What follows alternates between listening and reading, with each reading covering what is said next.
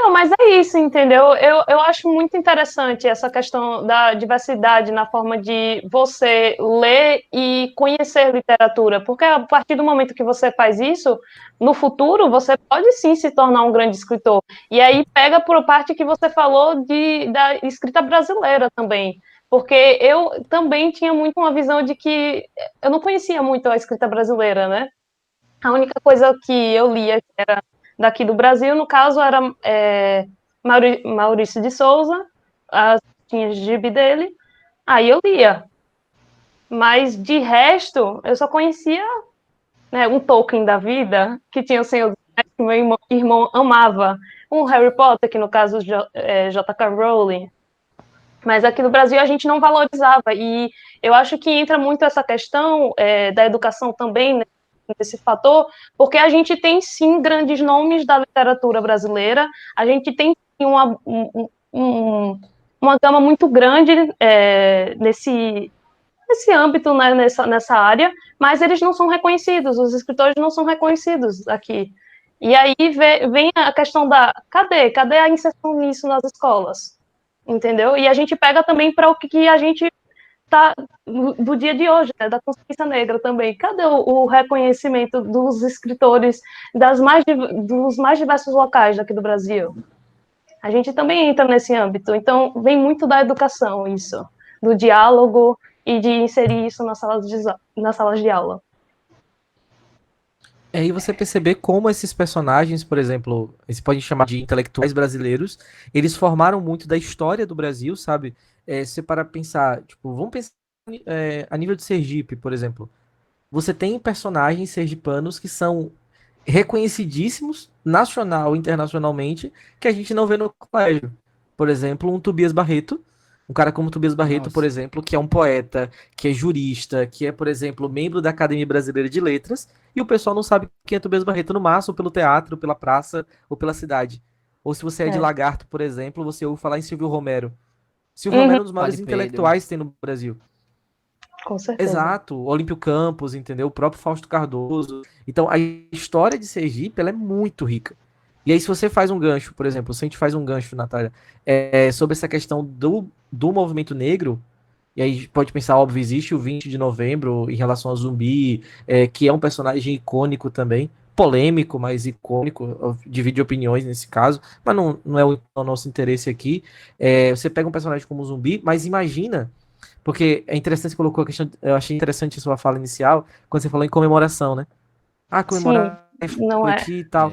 É. É, porque assim, a gente não pode reduzir, por exemplo, você pensar a figura, vamos colocar historicamente falando, você pensar a figura do negro no Brasil é uma parcela fundamental, como diria o Darcy Ribeiro, né? É daquela matriz étnica fundamental no Brasil. E formou muito que assim, todo mundo. O Brasil é muito miscigenado, assim, não tem como fugir. Independente do seu aspecto fenotípico, e a miscigenação ela existe. Seja na aparência, seja nos hábitos, seja no modo de falar. Então, por exemplo, acho interessante, por isso que eu pensei na sua fala inicial, do comemorado, refletir, porque não pode ser só uma data. Então, pensar a questão, por exemplo, negra no Brasil é pensar de milhões de pessoas que foram trazidos como escravos, como cativos, colocados em condições é, abjetas, né? Condições assim que a gente não consegue nem. A gente não consegue, cara, se você parar pra pensar, a gente não consegue nem conceber o que era isso. Apesar de ser algo, por exemplo, que aconteceu ontem na história. Você tá falando de que? De 132 anos atrás. Pensa tipo assim, ó, há 132 anos atrás, pessoas eram escravizadas no Brasil. E isso, entre aspas, era normal. Você tá Uhum. entendendo? Tipo, normal aqui, entre aspas, gigantescas. Mas era aceito pela sociedade. Hoje, e a questão, tipo, a gente evoluiu, eu acredito que sim. Tem muito a fazer? Nossa, muito, muito a fazer. Mas se a gente já considera uma coisa dessa abjeta, sinal que Sim, algum passo a gente deu. Você tá entendendo? sim. Mas existem, e isso não aconteceu por ordem, meu Deus, uma luz que veio, irradiou do céu e mudou a realidade. Não. Isso aconteceu porque pessoas participaram do processo. Você tem grandes brasileiros envolvidos nesse ponto. E, inclusive, grandes brasileiros, obviamente, você sabe que por uma questão racial, muitos deles eram relegados à marginalidade na sociedade. Só que existiam muitos brasileiros, inclusive negros, que participaram do processo. Você tá entendendo? Tipo, estudantes. Porque assim, a gente pensa o escravo, o negro, ele não era só escravo. A gente tem que pensar que a gente reduz tudo a uma coisa só, né? Existiam negros livres, negros, por exemplo, que tinham acesso a alguns pontos. Um personagem bem interessante, vocês colocaram da questão de, como que eu posso dizer, de conhecer um pouco da história, é um cara, por exemplo, como André Rebouças. Não sei se já ouviram falar. Eu ouvi falar assim. Eu ouvi falar numa aula do O André curso, Rebouças, por inclusive. exemplo. Então, você pensar o André Rebouças, por exemplo, é um cara que é negro, engenheiro, advogado, autodidata, por exemplo, abolicionista, monarquista. Ele era conselheiro do Dom Pedro II. Você tá entendendo? Então, tipo, existe todo um movimento ali acontecendo. Você pega o André Rebouças, por exemplo, ele ajuda, se a gente parar pra pensar, a criar, por exemplo, junto com Joaquim Nabuco, que é bem famoso, uma sociedade brasileira contra a escravidão. Então existe um movimento orgânico nesse sentido, de pessoas interessadas nesse ponto. Então, pensar a questão do negro no Brasil é pensar uma questão muito urgente. E aí, não só do 20 de novembro, mas que isso possa ser uma pauta que a gente possa dar voz. Dar voz, por exemplo, a autores negros que têm muito a dizer. Já tinham muito a dizer antes. Você pegar um cara como André Rebouças, por exemplo. Você pegar um cara que não é negro, mas assim, que participou muito do processo, José Bonifácio. Fala-se, inclusive, por exemplo, pegar um cara como o Rebouças, ele defendia a reforma agrária para escravos depois da abolição.